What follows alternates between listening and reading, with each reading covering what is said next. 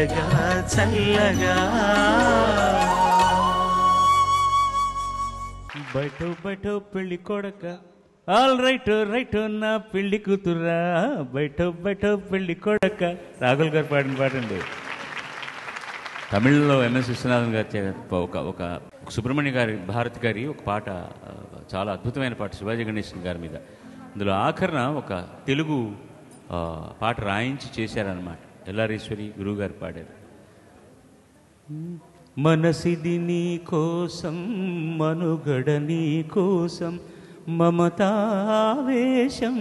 తారరి తరిరార నీ కంకణనాగం తారరి తారీరా మనకిది వైభోగం బహుజన్మల పుణ్యం. ఈ పాట వారు పాడింది ఎంత బాగుంటుందో. ఈరోజు కూడా తమిళనాడు అద్భుతంగా మోగుతున్నటువంటి పాట.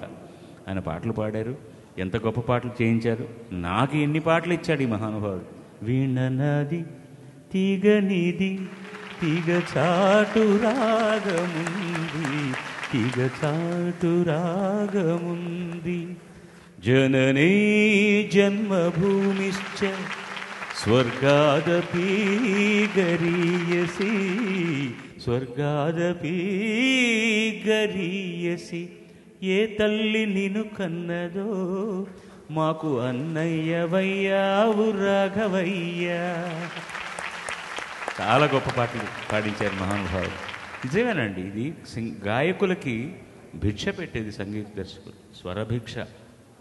వాళ్ళు మంచి పాటలు చేసి మహానుభావుల కవులు రాసి మ్యూజిషియన్స్ అందరూ దానికి అద్భుతమైన ఆర్కెస్ట్రేషన్ చేస్తే మేము చివరి వచ్చి పాడి పేరు కొట్టేసుకొని వెళ్ళిపోతాం.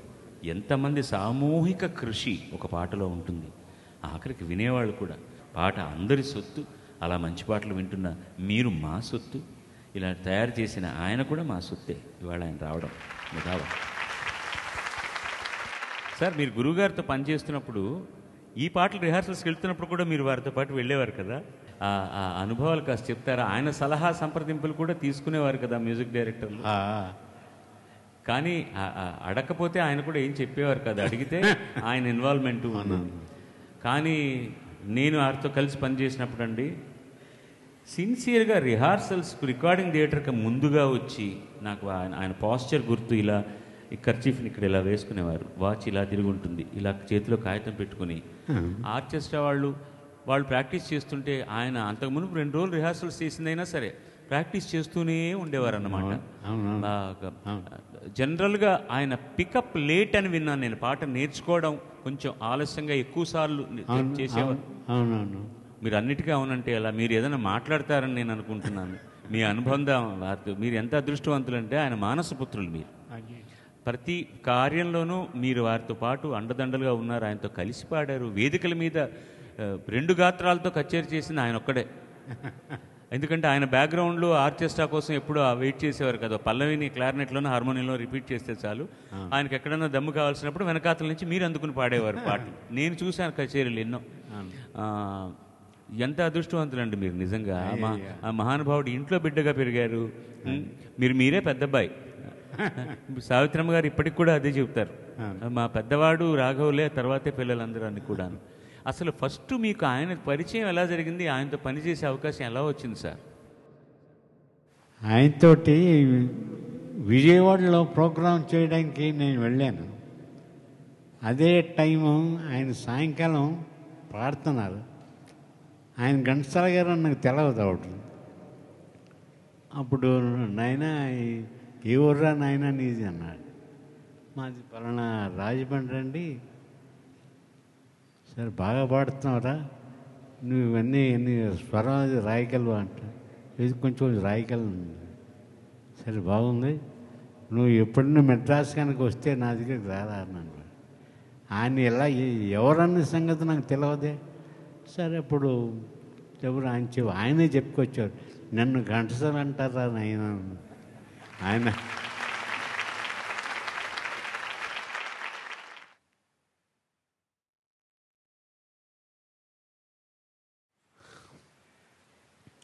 ఆయన అలా అనగానే కళ్ళ నీళ్ళు ఇచ్చింది నాకు.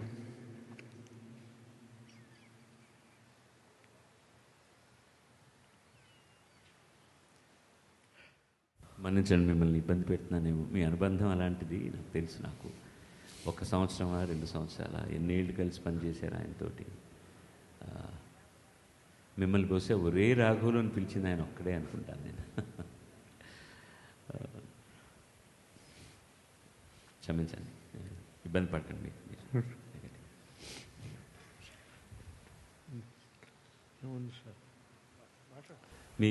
మీరు మొట్టమొదటి మ్యూజిక్ కంపోజ్ చేసినప్పుడు కూడా మొట్టమొదటి పాట ఆయనే పాడారు కదా. మీ పాట ఈ జీవన తరంగాల్లో ఎంత ఆనందపడి ఉంటారో. మా వాడు మ్యూజిక్ డైరెక్టర్ అయ్యారని ఆ పాట పాడడానికి వచ్చి వారి అనుభూతి ఎలా పంచుకొని ఉంటారో మీతో ఇవన్నీ తెలుసుకోవాలని మా కోరిక. అంతకంటే అదొకటిని జీవన తరంగాల పాట పాడినప్పుడు కూడా ఆయన మావాడు చేశాడని 10 మందికి నేను పాడడానికి వెళ్ళినప్పుడు, ఇవాళ మావాడు రిహార్సల్స్కి వెళ్ళానండి, మావాడు చాలా బాగా చేశాడు అని చెప్పేసి అని ఇది చాలా అభిమానంగా మాట్లాడేవారు ఆయన. అలాంటి మహానుభావుడు. ఈ జీవన తరంగాలలో ఆ దేవుని తదరంగంలో ఎవరికి ఎవరు సొంతము, ఎంతవరకి బంధము.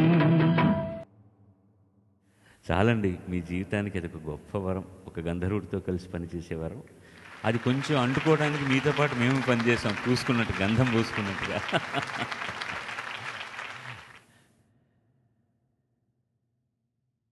అందుకని మీరు స్వర ఐశ్వర్యవంతులు. బట్ డబ్బు ఎంత సంపాదించుకున్నారు, ఎంత పోగొట్టుకున్నారు నాకు తెలుసు.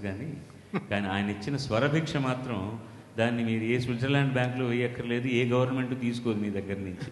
అది పర్మనెంట్గా ఉంటుంది, మీ ద్వారా పంచబడుతుంది అందరికీ కూడా. అదే మీలాంటి స్వర శిబి చక్రవర్తులను తయారు చేసినటువంటి ఆ స్వర బ్రహ్మకు మరొకసారి ఆ ఘంటసాల వెంకటేశ్వరరావు గారు.